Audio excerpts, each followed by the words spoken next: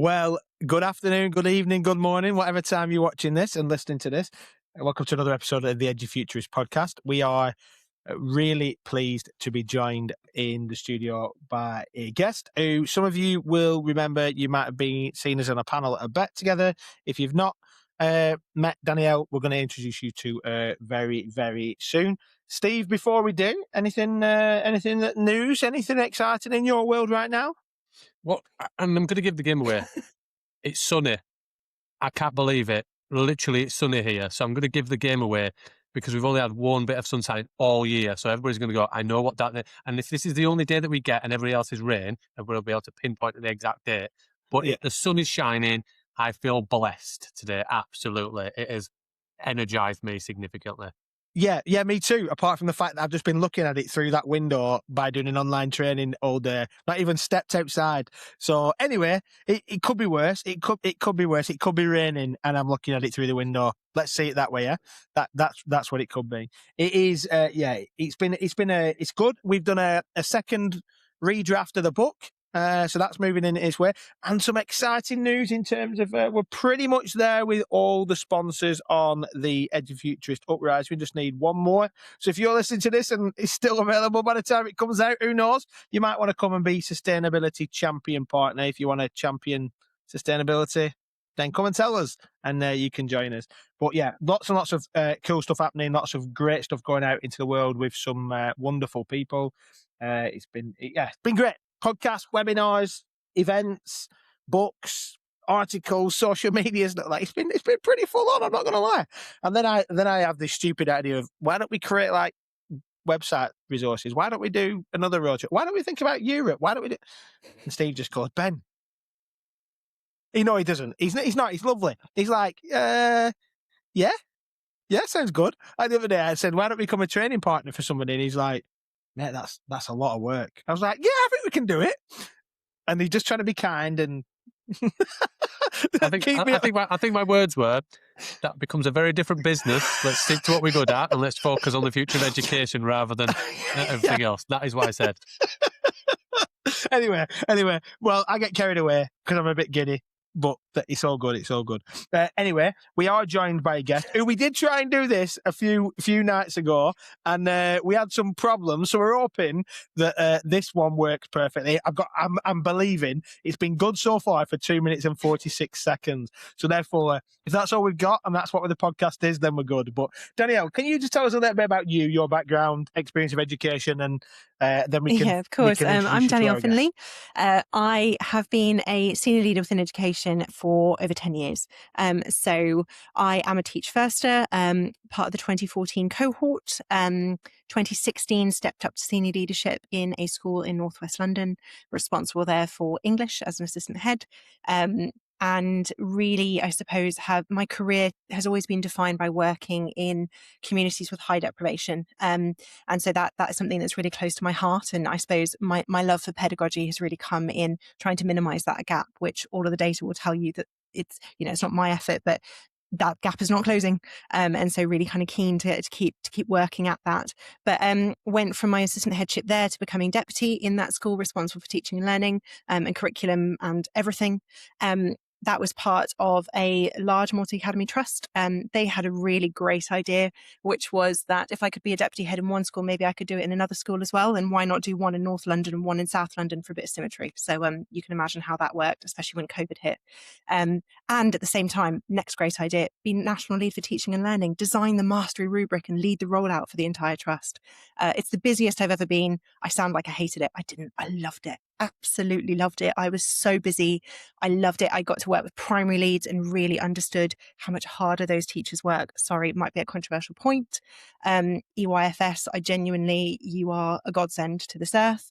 And from that, I then went on to work as a deputy in 2 other settings before I ended up in my last trust, where I was seconded out to be a head in just outside of West London.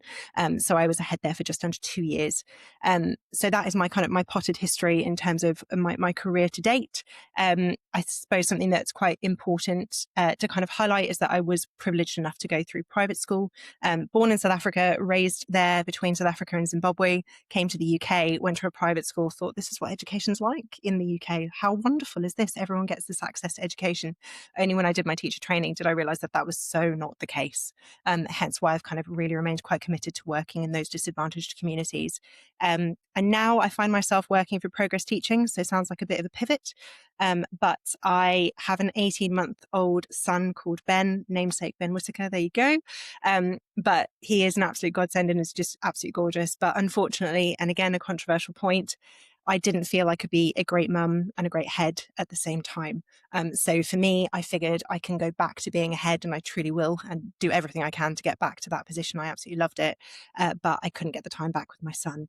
So I'm currently working at Progress Teaching as head of operations, client delivery and change management, supporting leaders across the sector to really leverage the right actions to improve the quality of education for children, looking at how an edtech platform can really give insight and data-rich information to leaders to make the best or most proactive decision, track its impact, learn from it, and make sure that we're as efficient and efficacious as possible.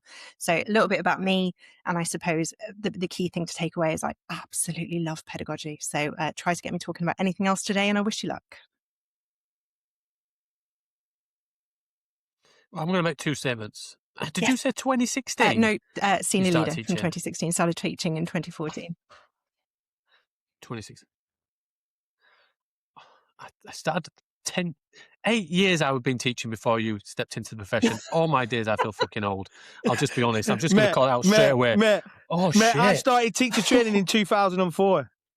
Yeah, my first, I think I was 2005 or 2006. Were you still at school, Danielle? We're still at school, weren't you? You were still at school, weren't you?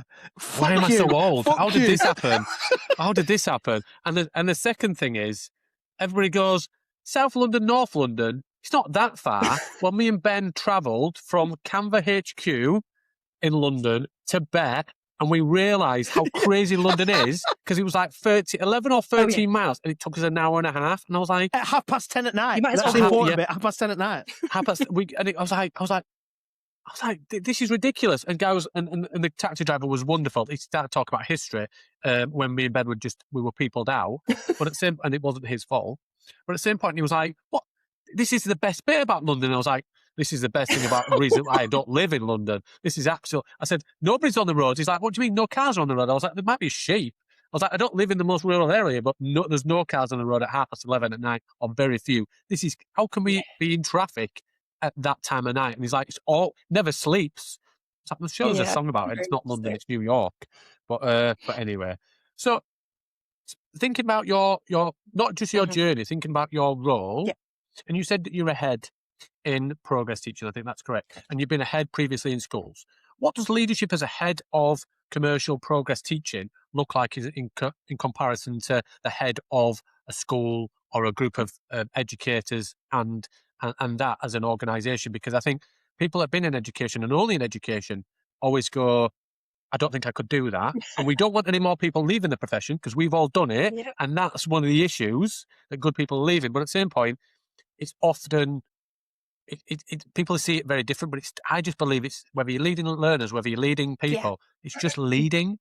But maybe if you can speak in terms of your experience and your Steve, opinion on it. If I'm honest, if I go back to kind of the fear I felt in moving from education to the commercial sector, I genuinely felt like an absolute imposter.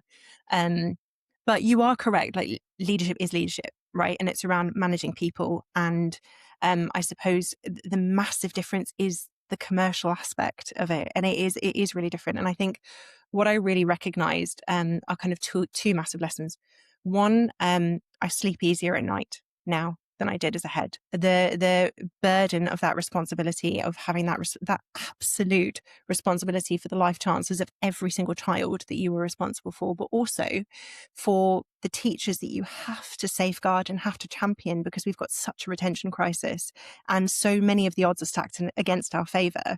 And so really feeling as though you're leading that community against the odds, my sleep is better now with an 18-month-old post injections and a delightful cough at the moment than it was when I was a head teacher, put it that way.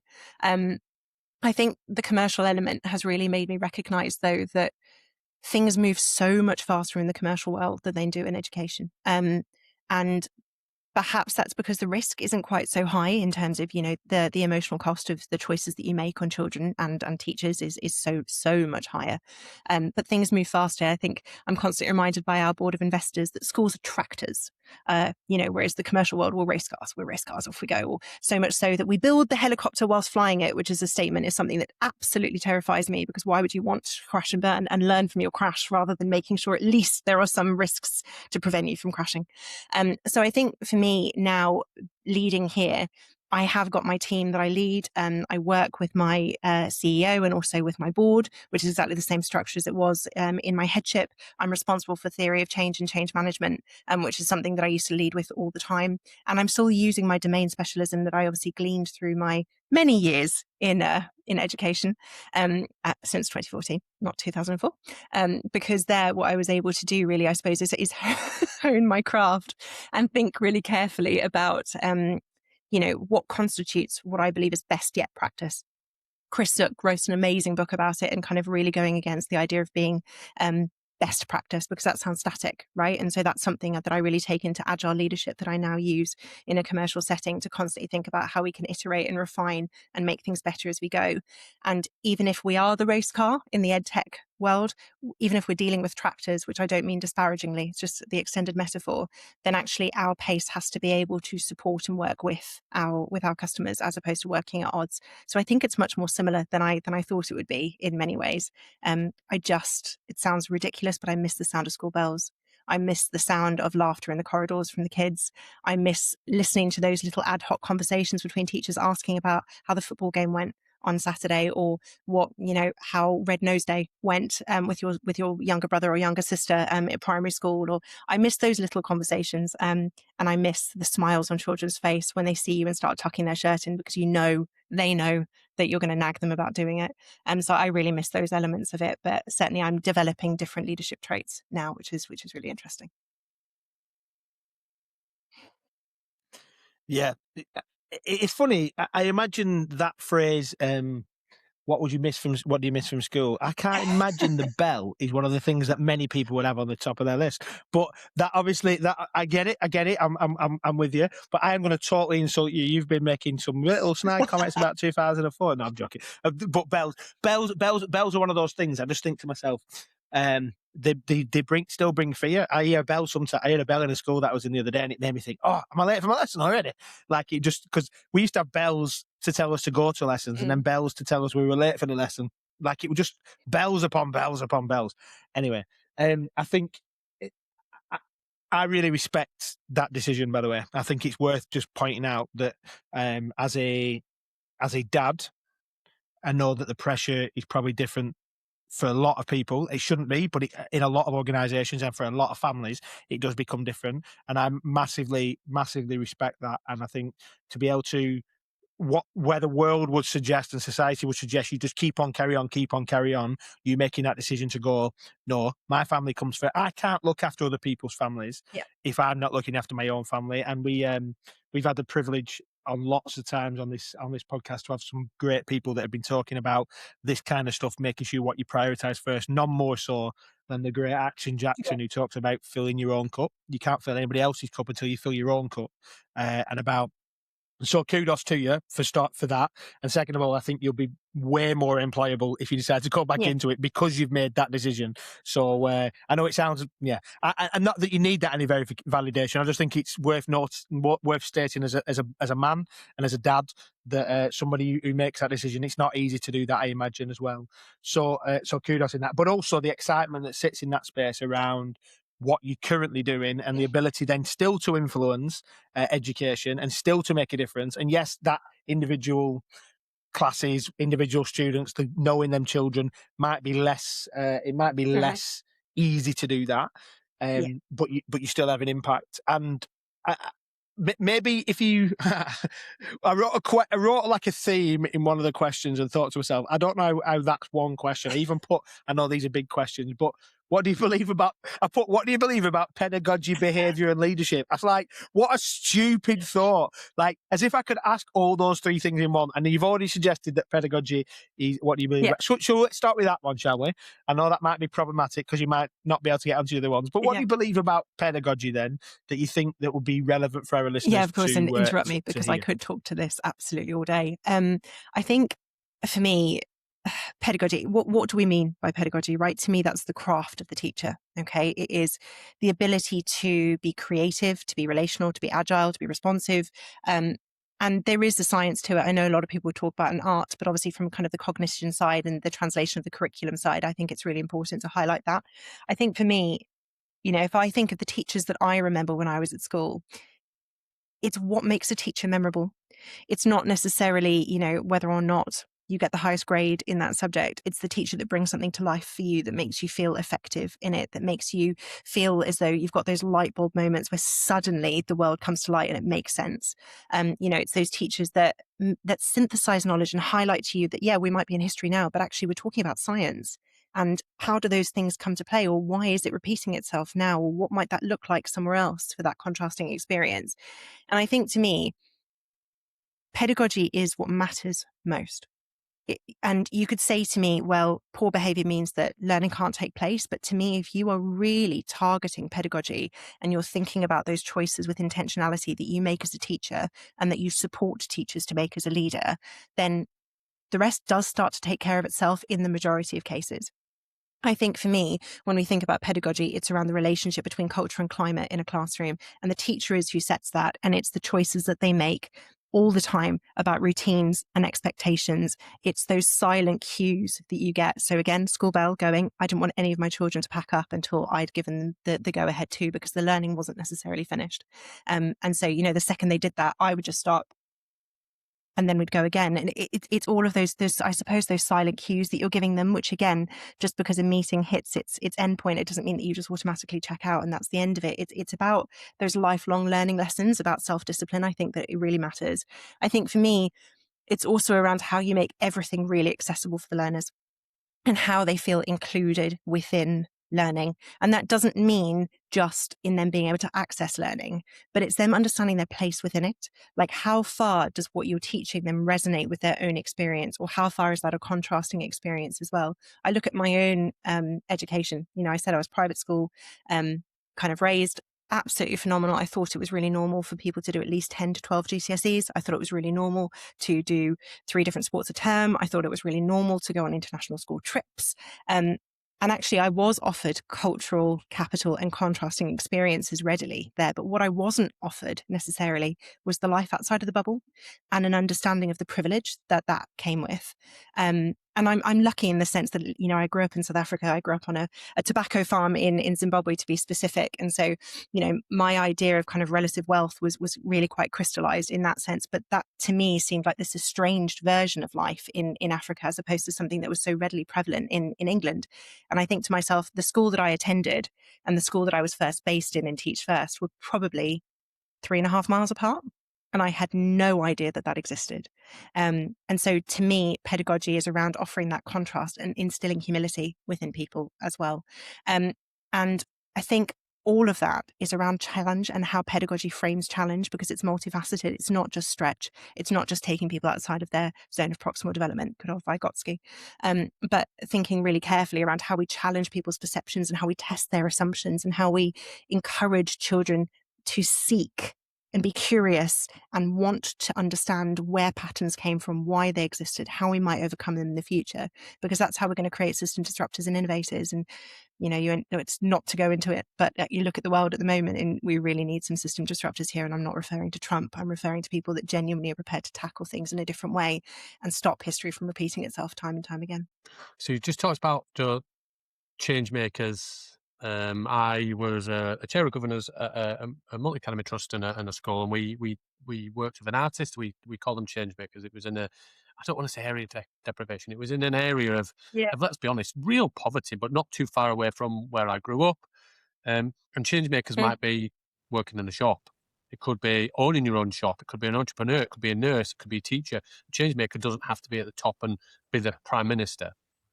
And I think an aspiration of being the best, regardless of any young people, your starting points and where you're going to get to.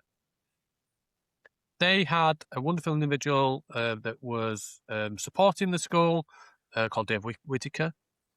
Dave Whittaker has written books and ultimately links into the Paul Dick stuff in regards to all of the behaviour stuff and when adults change. What I'm really interested in is in regards to that comment around how do we create challenge and how do we develop those young people? How do we do that if we only get them to conform and listen and the teacher is the right person in the room and we have behaviour policies rather than relationship and those kind of policies? Because when I see behaviour, even though it's meant for positive behaviour, why do we not call it a relationship?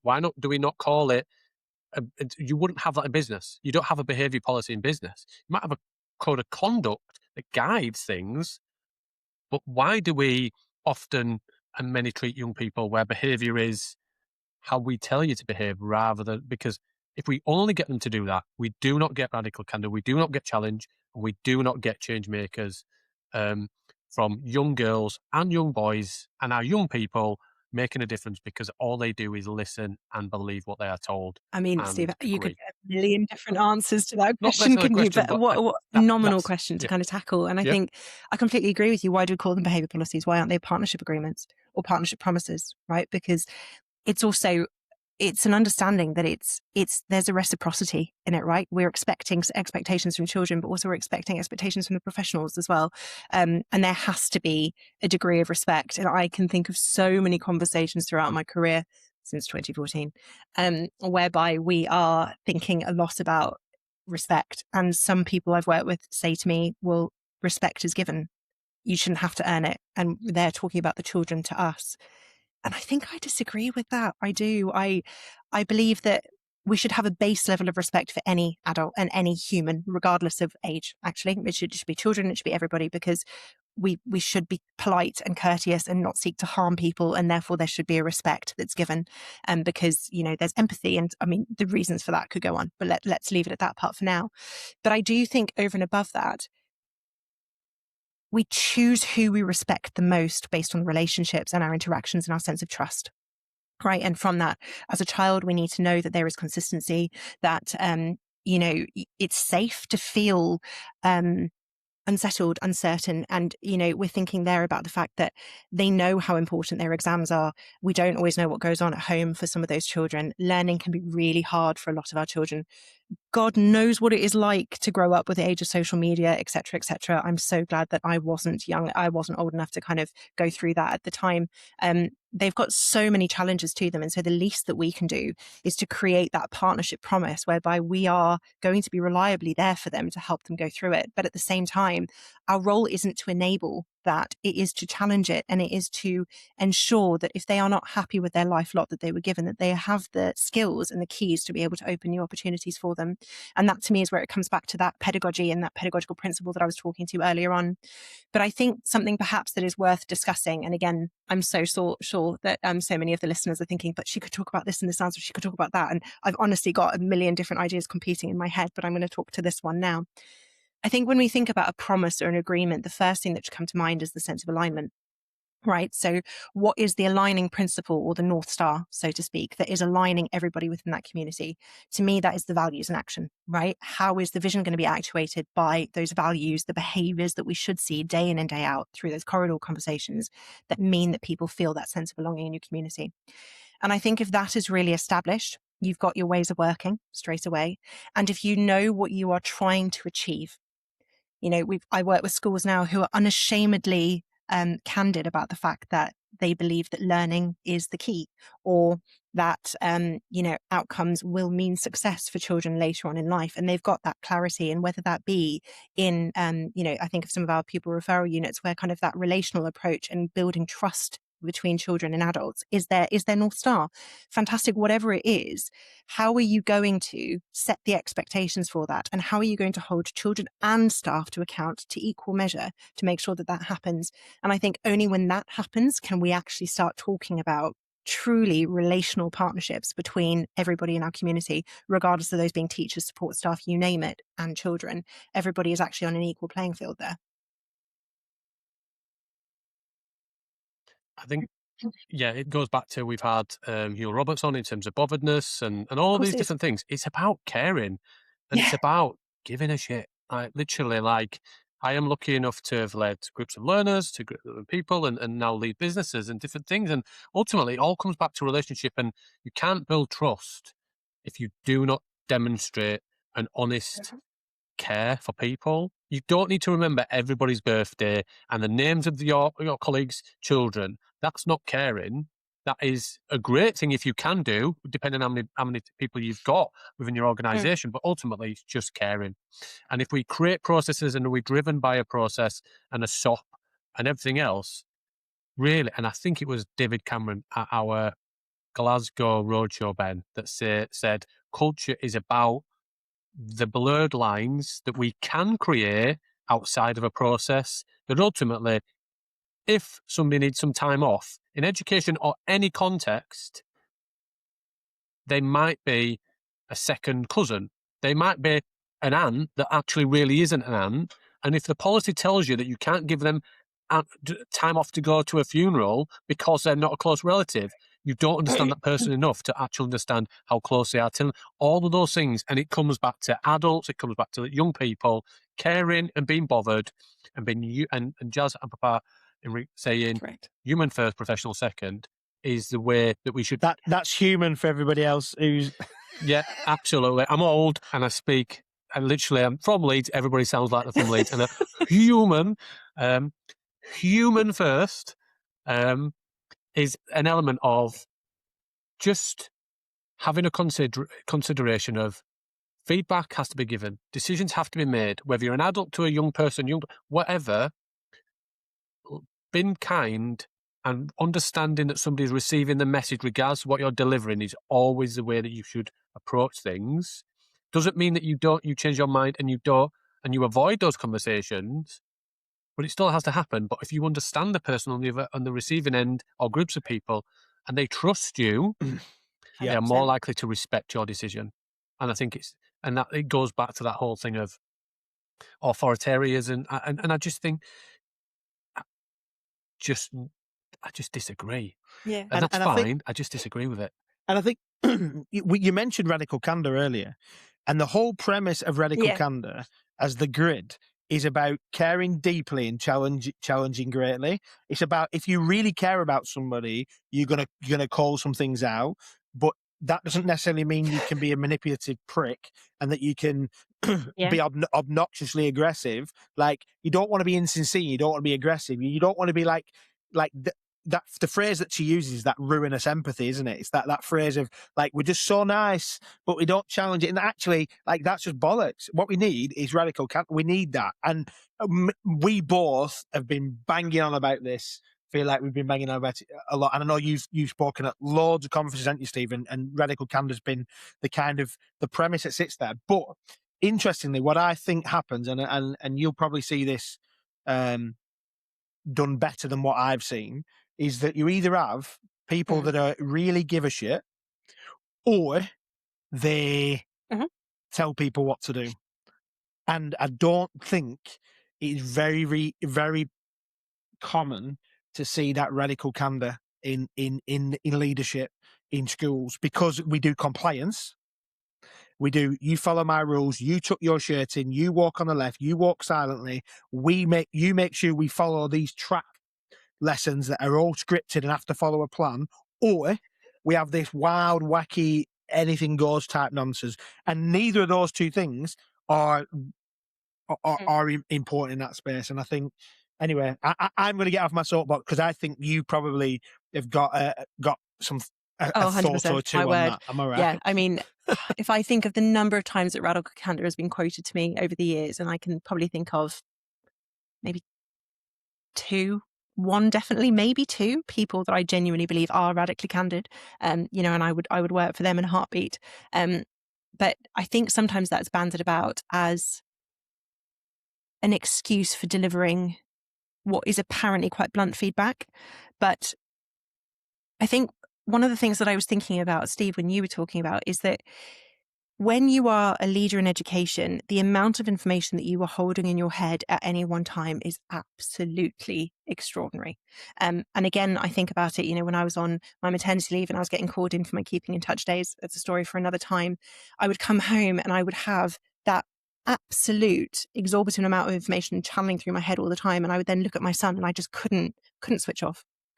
And I knew that was ultimately the decision that then took me to leave my headship, because you have to be kind, and to be really kind but candid, you have to be able to hold all of that information and make those agile decisions that are not based on process, but are based on instinct and knowing the person that you're dealing with and knowing what is truly required and knowing when someone is taking advantage, whereas something's really genuine. And you're having to think about that all the time. And then on top of that, justify that all the time. And so then when you are being challenged with radically candid feedback, which sometimes perhaps is narrow-minded or perhaps doesn't take into consideration the full story, then it becomes really difficult. And I think, to me, this is the entire purpose, I suppose, of feedback in general, right? And challenge should be the beginning of a process, not the end. Challenge is what sparks the questions that makes people interrogate, interpret, investigate further. But when feedback is given as a judgment, as opposed to an insight, it's really problematic. And that's when it's not necessarily fully candid, because the intention of it is really quite dubious and can be different. It opens it up to interpretation. And then we go down the whole realm of emotional cost of feedback. Was it going to achieve its aims? But if we come back to the purpose of feedback there, and Hattie and Timpley talk about this beautifully in The Power of Feedback from 2004, actually, they talk there about what makes Great year to start teaching. It really kind of talks to what powerful feedback is. And there they both establish and they concur that a few things are really important. One is understanding clearly the purpose of feedback now, what it is seeking to interrogate and understand further, not what it's judged. The second thing is offering it in context. And that context is both where something has come from, but in the context and understanding of alignment of where we're trying to get to. So it's the gap analysis. And the last one is then understanding how that might be felt at a teacher level, or whoever you're feeding back to understand the emotional impact of how that feedback is being given. So that might come down to, right, how are you sequencing it? Are you making sure it's really clear what the next step is in the series or the sequence of steps to take? Because if everything's given in one go, it can feel really different and overwhelming. And so I think there, for me, the purpose of being truly candid is offering that clarity and offering challenge as a starting point and agreeing to work together to investigate, understand, test assumptions, to be able to identify how far something is a pattern or how far something is a singularity, because otherwise we wait something out of context. And that, to me, is what being radically candid is about, is saying, this is what I've noticed. What do we think? Let's look at it together. And then you test your findings and you come to a shared agreement. And actually, if that process doesn't go on to work, there's a different step in being radically candid about what needs to happen next. And that's where perhaps the difference between coaching and instruction comes in, or coaching and mentoring comes in. But I think we have moved far too far past the concept of feedback being insight, because feedback has often become judgment. Can I just jump in? I know that, Steve, you probably want to jump in, but this is, and I know that I'm going to be controversial here. You probably expected that might happen. Then why the fuck does Ofsted exist? Because that's not feedback. That is judgment. So the reality is that does not help a teacher. They don't get feedback on their individual thing. You get a bollocking if you don't get what you're supposed to get. Like, I presume you have a position on that as well. You might not be able to. You might not be able to say what you actually think. But I'm telling you what I actually think. I think he's bullshit, because what he's doing is it's handing on a plate that whole, like, we have seen this snapshot. This is what you are, and we're coming in as an external observer, judging you, making that the case. And yeah, it just doesn't. It doesn't align. I can't make it align. I have quite a polarized view on this, if I'm honest. If I think back to old framework as a head, in a really challenging school, I was seconded to it. So the writing's on the wall there as to what the state of leadership was, right? I dreaded it when I got that call. I dreaded it because I felt vulnerable. I felt largely unsupported. I felt that it was too soon. Systems were in their infancy. It wasn't reliable yet. There was still just like a disparate kind of interpretation of what was going on, where we were going. I'd segmented who my teachers were and who was the early adopters and who were the ones who would be the pioneers and committed to it. So I knew the response that I'd get, but I still had my resistant members of staff, and I knew what that would get. And that would therefore create a really polarized picture of what the quality of education was like. But that was actually the reality that my children were facing. That was the reality of what my staff were facing. So I suppose yes, Ofsted come in and they offer that snapshot, that episodic feedback. Is it feedback or is it instruction? Is it judgment or is it feedback? It's judgment. Let's call a spade a spade. Certainly on the old platform and the old framework. But truly, I think the reason that we fear it perhaps is because it exposes us. But the reality is we're already exposed. And I think what the new framework pertains to do is to hold greater accountability to trust leaders as opposed to just heads. It's what it should do. The emphasis now is on how we know what we know. So how feedback is, or how evidence is being collated over time, how we're interpreting that, the impact of that, not just is it the most effective response, but actually are we taking proportionate action? So I think in theory, I believe more in the new framework than I certainly did in the old one. I still don't think the accountability for trusts is high enough. I don't. I think heads can often feel incredibly exposed. And again, it comes into the whole point of like, if a trust isn't truly understanding and kind, given the context of every individual school, then are the heads being given enough support? The sector is riddled with issues there anyway. You know, you look at the accountability levels of heads and the stress that heads are under, it's incredibly high. And so it's really difficult then when judgment comes in because it feels really challenging to face. But I suppose the question is, what's the impact if there is no accountability or if there is no judgment being given? I suppose my feeling is that the accountability and the judgment should sit more at trust level for the governance and the leadership of schools and the support given to heads, particularly given kind of the climate that we live in and the market that we live in at the moment. But I think if we didn't have that level of accountability to something more than attainment data, exclusions, attendance metrics, the purpose of this is to be able to give us insight and to check that our assumptions are correct, because that's the purpose of the new framework, is how far do leaders know their schools? And so I suppose to me, if we can increase accountability for trusts in that, and then we're validating what leaders say is correct, and certainly as progress teaching, we literally provide the data for heads to be able to know that, right, and to have that credibility, then it can work. But I think there's got to be a really big piece of work done in how we give feedback and how Ofsted give feedback. And there's a lot given to, and I think, in my 2 Ofsted inspections I had as a head, I was probably asked 7 or 8 times each day, how are you? Are you okay? We know this is difficult. Do you feel okay? That's not being kind.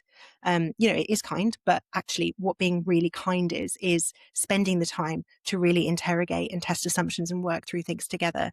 And so I think there's got to be much more of a partnership element done and a greater accountability led at trust level. So I'll say the word trust, not trust level. How can a judgment and feedback be given when Between there is no Ofsted trust? and the head. There is no trust between the people who are giving the judgment. There is no trust. There's no attempt to rebuild trust. We need to create a scorecard to respond to what's happened and the public outcry. That's why the changes were made. It's not gone far enough. And I think, how can any organisation and any person improve things, give feedback and action when there is no trust between that and the people who are receiving it? We talked about trust.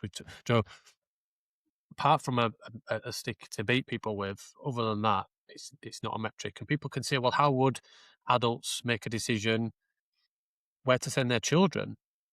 I'm not being funny, but there isn't that many choice anyway, because based on demographic, like literally we still think that you have to send them to school. You don't. They have to be educated. There's so many different options out there.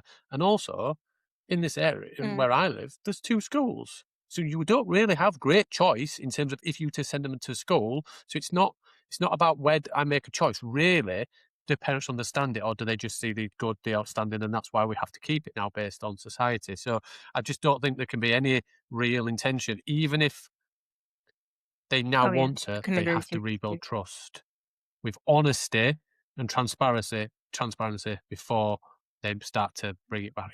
But also There's support. no trust whatsoever. And there needs to be joined up thinking, doesn't there? So Because, I mean, where is trust exactly. really going to come from? If you are judged to be an underperforming school, call it whatever you want it to be, whether that's special measures, inadequate, you've got red on your scorecard now, however else you want to do it. What's being done for those schools? Because those schools, I would challenge anyone to suggest that the majority of those schools are willingly in that position.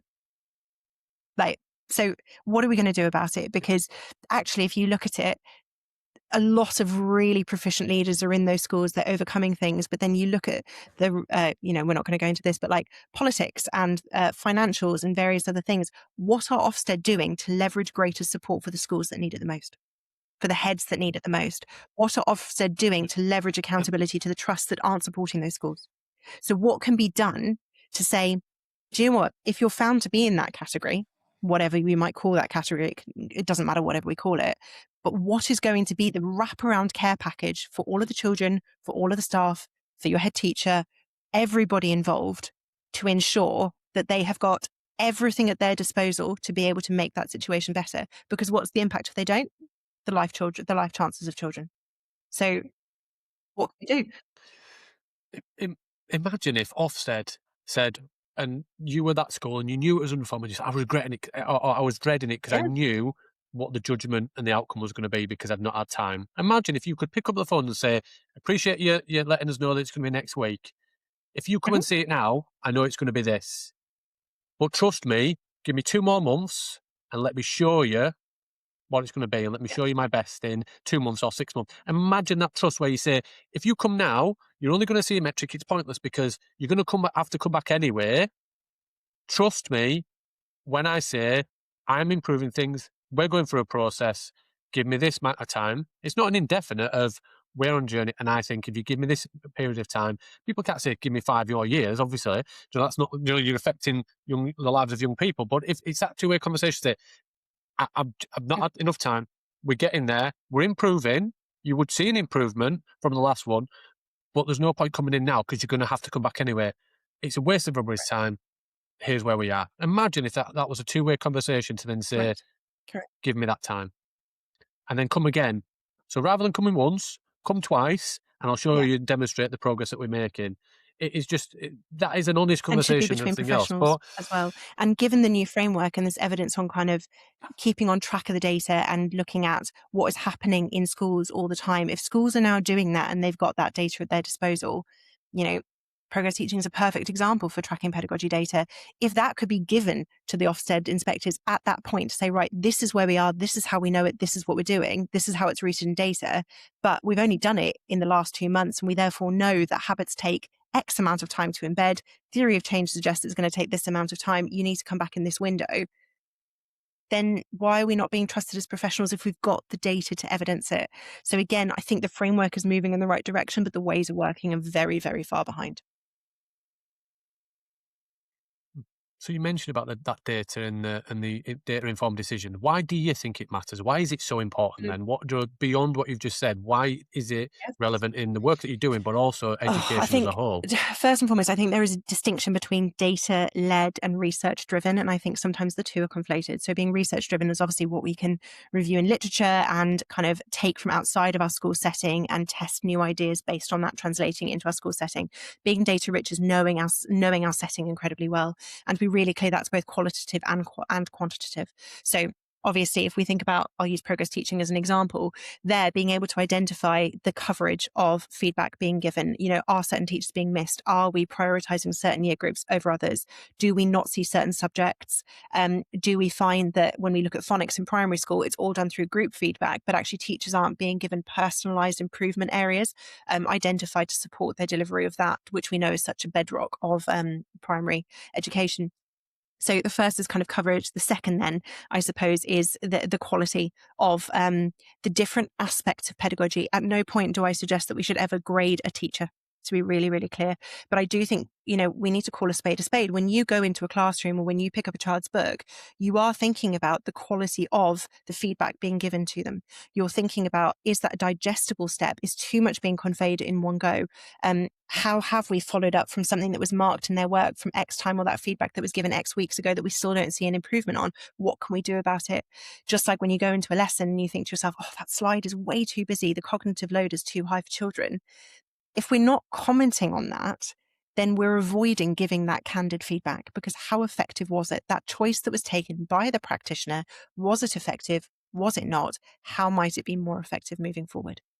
We can get into the whole celebrating strengths aspect, don't get me wrong.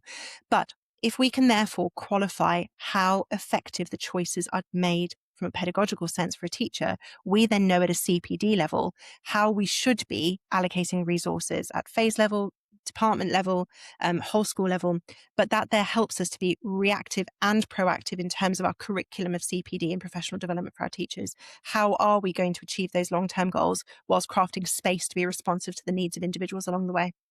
So we can look at coverage, we can look at quality, but then we also have to start looking at the quality of feedback being given.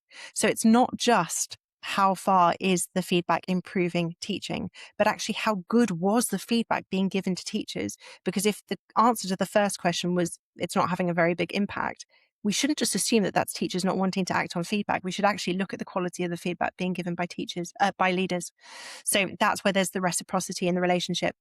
So if we just think about that as kind of being data rich, it's about root cause analysis, because what you're able to determine there is exactly where we should be allocating resources to address something, where we might be championing and identifying best practice, or best yet practice, to follow my analogy from earlier on, building that guiding coalition, that distributed leadership structure so that it's done with, not done to. How you are communicating and sharing with your staff to bring them along that journey with you, to highlight the choices you're taking, the intentionality of your leadership, the learning from your leadership, and the humility to say, we tried that, it didn't work, this is why, we're now going to do it this way. It's about sharing that story and crafting that narrative so that people feel really, really bought in. There's a really, really brilliant book called The Founder's Mentality. And in it, they distinguish the concept between being a restaurant owner and a waiter. And the idea being that if the same kind of restaurant opened across the street with a better salary, why would the waiters not just jump ship? And the point there is around creating the founder's mentality in every single one of the people that you work with, to make them feel as though they've got agency to be able to change the way that things are done, and that they've got capacity to drive improvement and feel noticed in the process. And that to me is everything to do with being data rich. The more that you can know about the people that you work with, their choices, the thought that went into the decision making, Ruth Miskin thinking aloud almost in a sense, the more credible and I suppose efficient your choices are in taking action to do it. So we constantly talk about insight before action, and I think that's really important. And being data rich means that the insights you're gleaning are tested. So you're no longer guessing, you're no longer darts at a dartboard. You know what you're doing, when you're prioritizing it, why you're prioritizing, and you're learning together from the process. And that to me is exactly why being so data rich is really important. And then there is, you're right, absolutely, data rich versus data heavy and too full, and like you said about I like that analogy there about a slide being too full is not dissimilar to the picture of many many data dashboards that we're drowning in numbers, and we're weighing the pig loads. I talk about this in workshops all the time. We weigh the pig all the time. When I were an RE teacher in a secondary school, I would see the students 6 times in a half term, more students at Key Stage 3. Well, let me explain the 6 lessons in a normal half term. There was usually one that was a bank holiday of some sort, so now we're down to 5.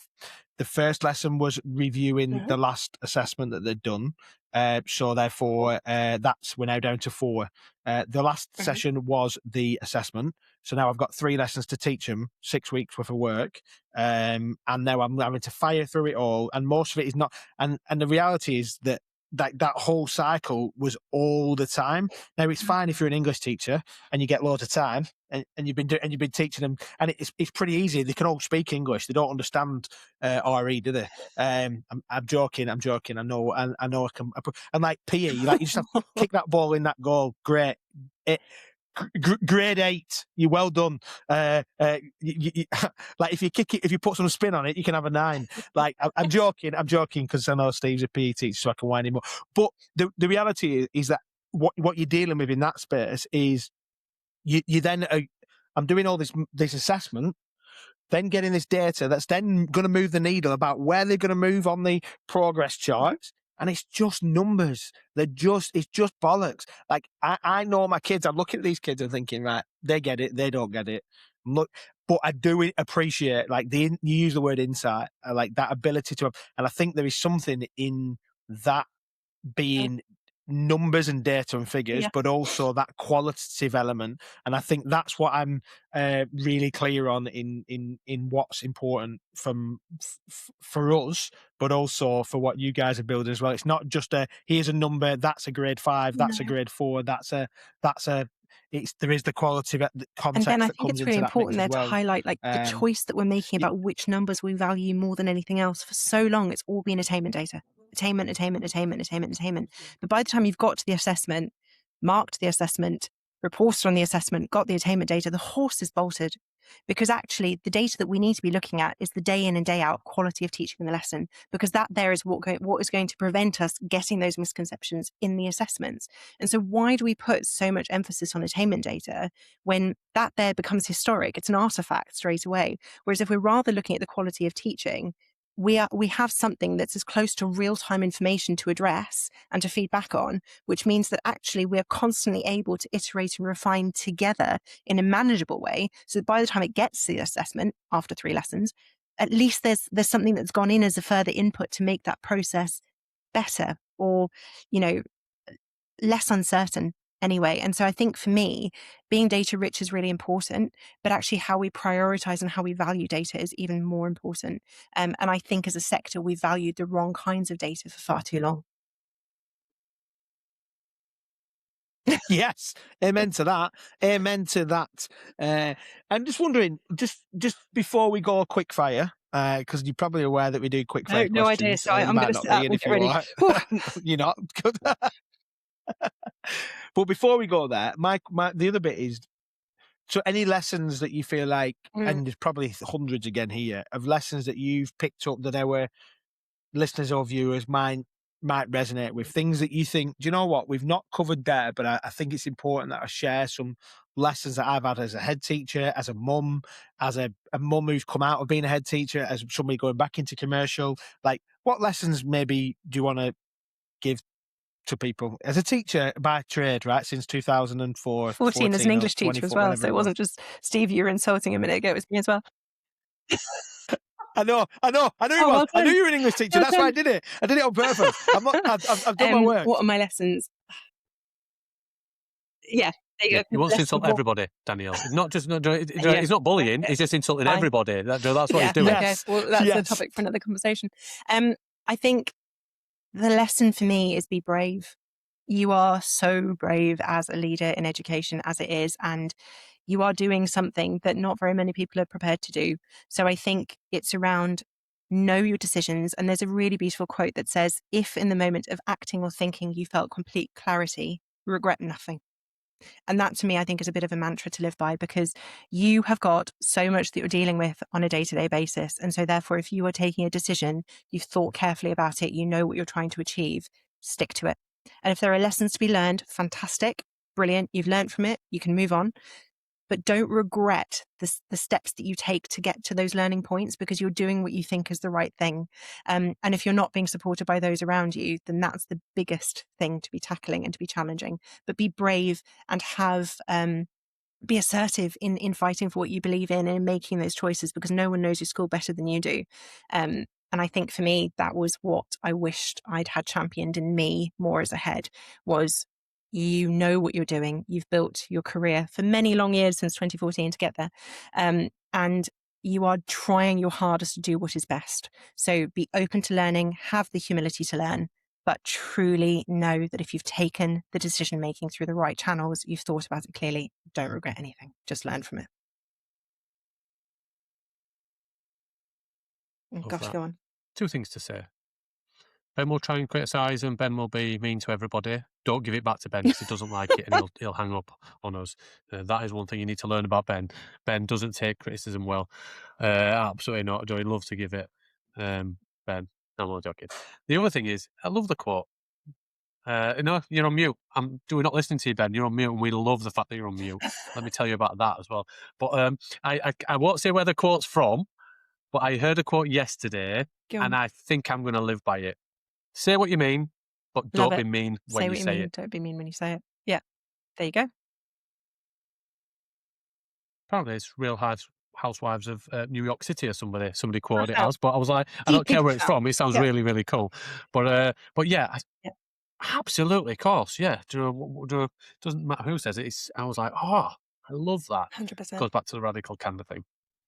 So some wonderful lessons there. Obviously, if you're an English teacher and a PE teacher, you've hung up because Ben's offended you. Ben, do you remember the time that you offended the whole of Wales, Ben, at the Edufuturists uprising a few years ago? Do you know, I remember that one. I don't give a fuck. Anyway, nobody's going to listen to it. Danielle's going to go, I've been on a podcast, but you can't listen to it because we've sworn too much. But we're going to go to Quickfire. We're going to go to Quickfire. Okay. So we've talked about restaurants earlier, which is interesting. But my first one, I'll go, then Ben, and then I'll finish. So, if schools were judged like restaurants by how much customers actually enjoyed the experience, what would change overnight? Can you repeat that back to me? Sorry. Okay, it's all right. If schools were judged like restaurants by how much customers actually enjoyed the experience, what would change overnight? The feel of the reception. That's the first thing that's come into my head. Why do they look like sterile places that don't look inviting and don't seem to want to make people want to come in and feel really happy? And why maybe are our receptionists not very happy? Maybe we need to try to make them a bit happier. Should be a maitre d', shouldn't there? No idea if that was the answer you were expecting, but it's the one that came to my head. Okay, Ben, sorry. No. Change the reception. Change the way that when they first walk in. Love it. Ben. What's the most dangerous myth that educators tell themselves to avoid real change? We can't change too much in one go. Okay. Love that. And the final one is, if a 10-year-old asked you why they have to go to school, what would you actually say? To learn about the world, what works, what doesn't, what adults try to tell you about it, and to figure out how you fit within it. It's deep, man. That is deep. But it's up to Quickfire. Let's not explore it, Ben, because we're meant to be Quickfire. This is our problem. We go, when somebody does Quickfire, we get so shocked. We go, let's explore that for another 10 minutes. I think that's the whole element of it. No, it's been wonderful, Danielle. I think glad that we tried once, we failed badly, and then we managed to get you back on. I'm going to put out the one that didn't come out. I'm joking. It's been an absolute pleasure. It's been great. It's been wonderful. I think education will miss you, and it misses people like yourself, because clearly you know and you're passionate about it, and hopefully one day education either creates a space for women like yourself that can be mums and have a family and lead education as well. Hopefully that is a world that will exist pretty soon, because it's a shame to lose people like yourselves because we cannot do it currently. What a shame that is. But I'm sure in the organisation that you work, you are valued, you are recognised, and I'm sure you are doing wonderful work from the outside in. But yeah, it's been a wonderful conversation. I really enjoyed it. Thank you both for having me. Thank you. Yeah, thank you for persevering. And if you are listening to this as a... when this comes out, it's not going to be true, but we're recording this, and Steve gave away the thing because it was fun. Today is 100 days until Edufuturists Uprising. I can't believe I didn't realise that until we did it anyway. It's 100 days today. So come and join us. Thank you for joining us on the podcast, but come and join us in real life, in person, in Liverpool. You've got a ticket. You're available. You can come and join us. Come and get a ticket if there's so many left. There should be. There might be. I don't know. But just to call it out, we've sold more tickets as of now than we did for the whole of last year. But we have to carry on, don't we? We want more people. It's not about getting the ticket sales. It's about how many people we can get in a room 100%. to tuck our elbows in and to invite and welcome new people in that haven't been to an event before. We are so excited to share and the success of great people doing it. I'm so excited for the 25th of June in Liverpool, the Invisible Win Factory. There's been some pictures floating around in the community to say it's not invisible, we can see it, which has been a funny bit that somebody walked past it the other day. You will find it, there'll be a map, but in 100 days, we are so excited to see you there. So please buy tickets. Yeah, do. Come and see us, edufuturists.com/uprising26. And Danielle, thanks for joining us on the podcast, and we'll see you all again very, very soon.